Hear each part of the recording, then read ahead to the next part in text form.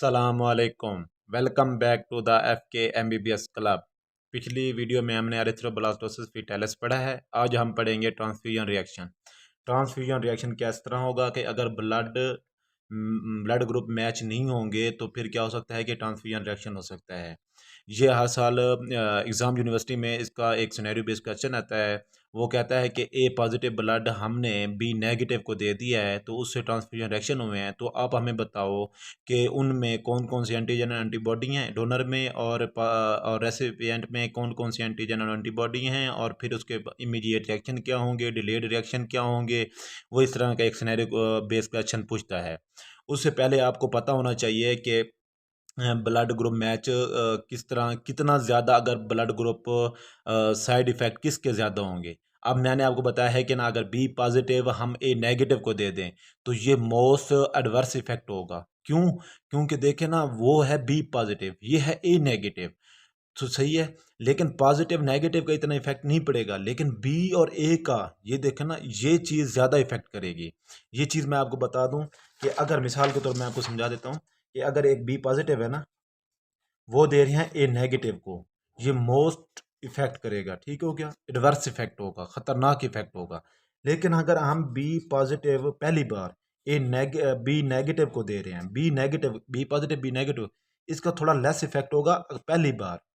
जब पहली बार इन्फ्यूज करेंगे जिंदगी में एक बार, तो लेस इफेक्ट होगा। ठीक हो गया, उसका लेस इफेक्ट होगा। लेकिन सेकंड बार करेंगे तो फिर मोस्ट वो ज्यादा इफेक्ट होगा। सही है, लेकिन अगर हम बी नेगेटिव बी पॉजिटिव को दे रहे हैं, ठीक है, फिर इसका कम इफेक्ट होगा, चाहे 2-3 बार दे दें।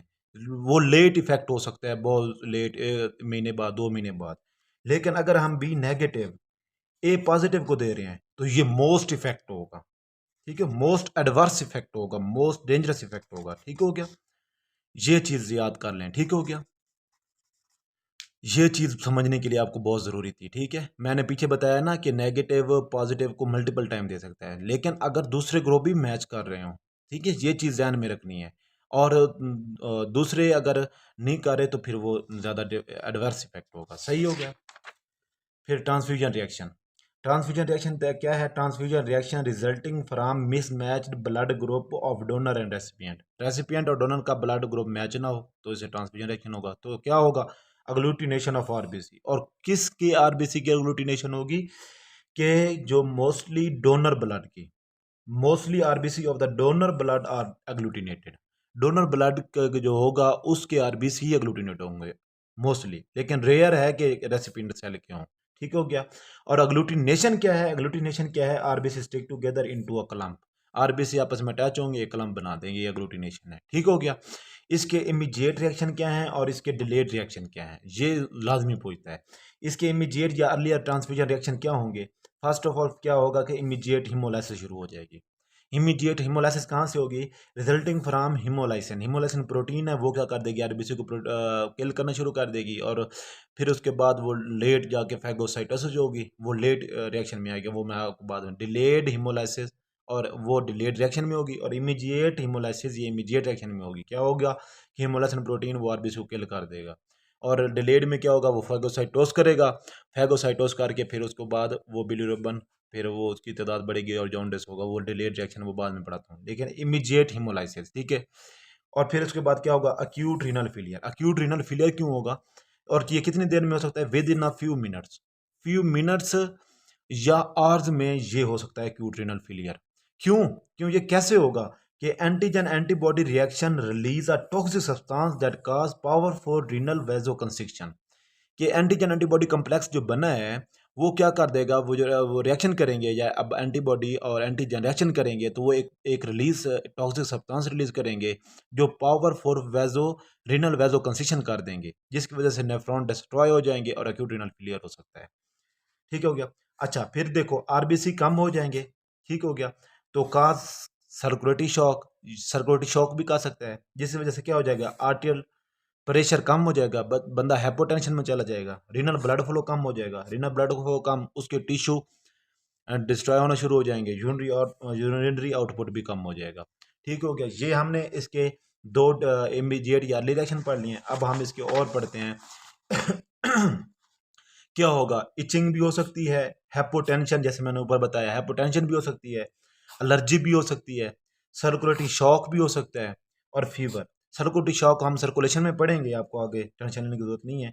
एलर्जी, एलर्जी क्या है कि इम्यूनिटी का एक एडवर्स इफेक्ट है, अनडिजायरेबल साइड इफेक्ट है। Hypotension low blood pressure. Itching क्या है, वो आप ऐसे अपने आप को करेगा, ठीक है, सही है, ये इचिंग होगी, वो अपना जिस्म में वो पेन होगा, जैसे सुई चुभ रही हो ऐसे इचिंग होगी, सही है। फिर उसके बाद क्या है, डिलेड ट्रांसफ्यूजन रिएक्शन पढ़ेंगे आप। डिलेड ट्रांसफ्यूजन रिएक्शन क्या है कि डिलेड हीमोलाइसिस होगी पहले, डिलेड हीमोलाइसिस होगी। डिलेड हीमोलाइसिस कहाँ से होगी, resulting from phagocytosis of agglutinated cell.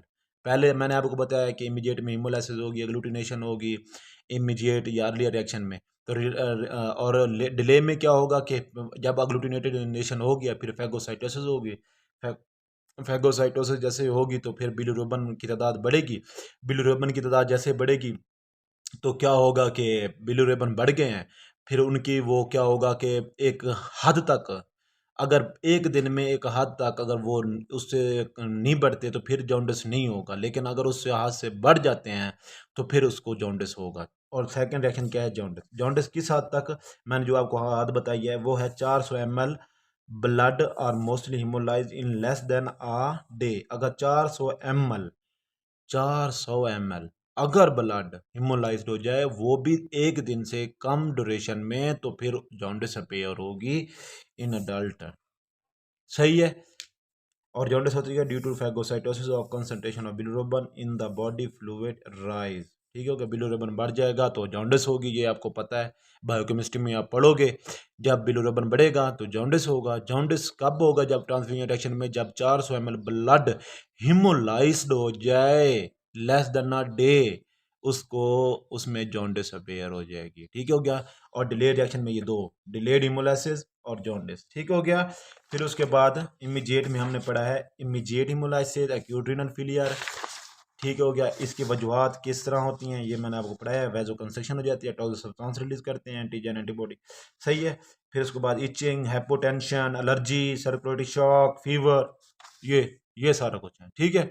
ये ट्रांसफ्यूजन रिएक्शन हमने पढ़ लिया है, ये हर साल इसका सिनेरियो बेस्ड क्वेश्चन आता है, आप इसको समझ लें। अब देखें, अब वो कहते हैं एंटीजन एंटीबॉडी भी लिखनी होती हैं। आपने ये चीज़ याद रखनी है कि अगर उसने ए पॉजिटिव पूछा है तो ए पॉजिटिव में एंटीजन होगा, एंटीजन डी होगा, ठीक है।